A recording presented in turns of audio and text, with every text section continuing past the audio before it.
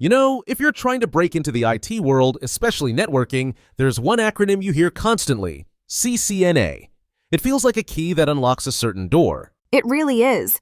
The CCNA, or Cisco Certified Network Associate, is a foundational IT certification from Cisco, which is pretty much the giant in the networking hardware space.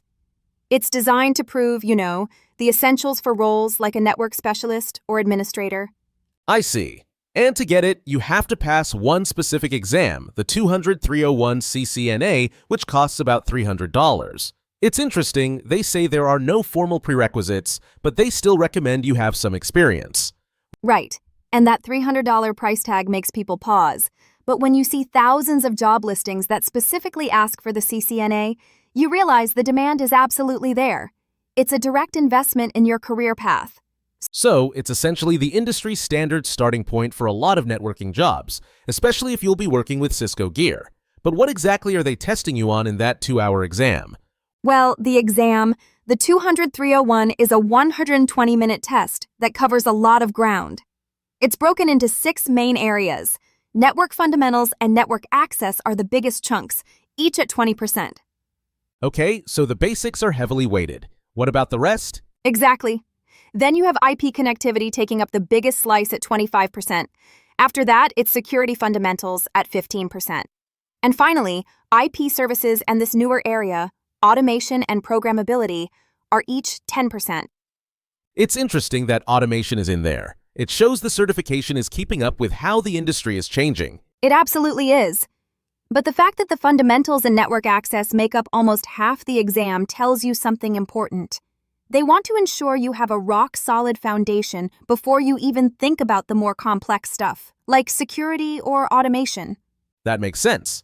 It's a pretty comprehensive test. This always brings up the big question, though. How does the CCNA stack up against something like CompTIA's Network plus Jiao? That's the classic debate. The main difference is simple. CCNA is vendor-specific to Cisco, while Network plus Jiao is vendor-neutral, meaning its principles apply to any hardware. So, one is deep and specific, the other is broad and general. Pretty much. The CCNA definitely goes deeper into the material. The reason so many people choose it, though, is because Cisco just dominates the market. If you walk into most corporate server rooms, you're going to see Cisco equipment. I see. So, learning Cisco is just a practical choice. It's a very strategic one. The aha moment for many people is realizing that even though the CCNA is Cisco-focused, the networking principles you master are so fundamental that they are largely transferable to other vendors' products anyway. You're learning on the equipment you're most likely to actually use. So, while Network plus Jiao is a great gentle start for total beginners, the CCNA is for those who want to align their skills directly with what the job market is demanding right now. Exactly. And it's not an either-or decision.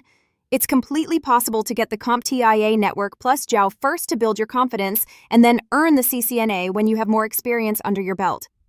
Right. So, to wrap this all up, if someone is considering this path, what are the absolute key things they need to remember? I'd say it boils down to 4 points.